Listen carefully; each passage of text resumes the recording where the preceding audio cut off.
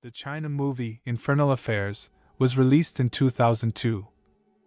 While it is often categorized under the broad umbrella of Chinese cinema, Infernal Affairs is the crown jewel of Hong Kong's golden era of crime thrillers.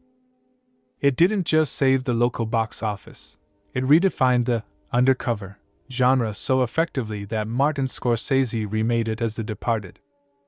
Here is a storytelling breakdown and a review of this neo-noir masterpiece. The film operates on a brilliant, symmetrical premise: two men living lies, each serving as a spy for the enemy.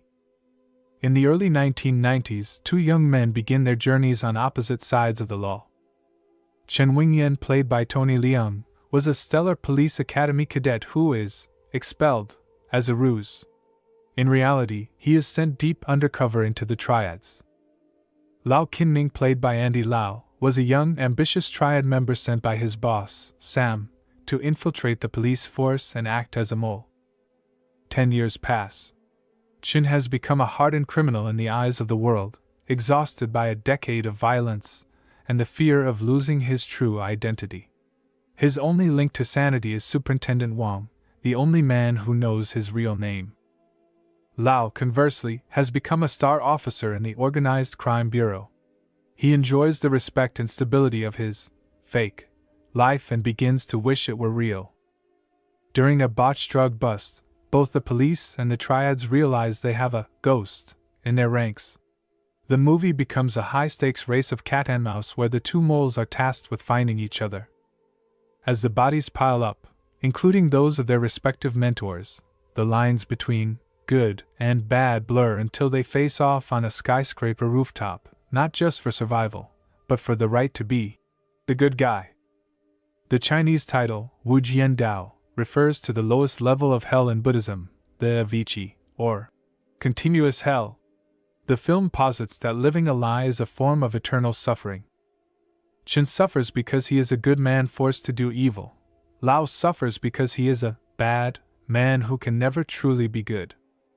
The chemistry between Tony Leung and Andy Lau is legendary. Tony Leung acts primarily with his eyes. You can see the soul-crushing fatigue of a man who has forgotten what it feels like to be honest. Andy Lau plays the villain, with a chilling, polished grace. He makes you root for a man who is essentially erasing his past through cold-blooded calculation. Unlike the heroic bloodshed movies of the 80s, think John Woo's Hard-Boiled, Infernal Affairs isn't about high body counts or stylized gunfights. It is a psychological thriller.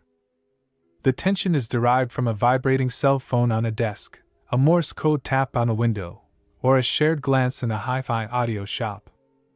The cinematography is sleek and cold, using the steel and glass of Hong Kong's skyline to mirror the emotional isolation of the characters.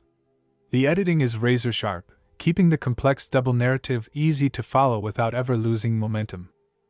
While the original movie, The Departed, is a fantastic, gritty Boston crime flick, the remade, Infernal Affairs, is more poetic and tragic. Without spoiling too much, the original Hong Kong ending is far more haunting and cynical regarding the nature of justice and karma. Where Scorsese used profanity and Mac toughness, directors Andrew Lau and Alan Mak used silence and existential dread. Infernal Affairs is essential viewing. It is a perfect bridge between commercial action and art house philosophy. If you haven't seen it, you are missing out on one of the greatest scripts ever written in the history of crime cinema.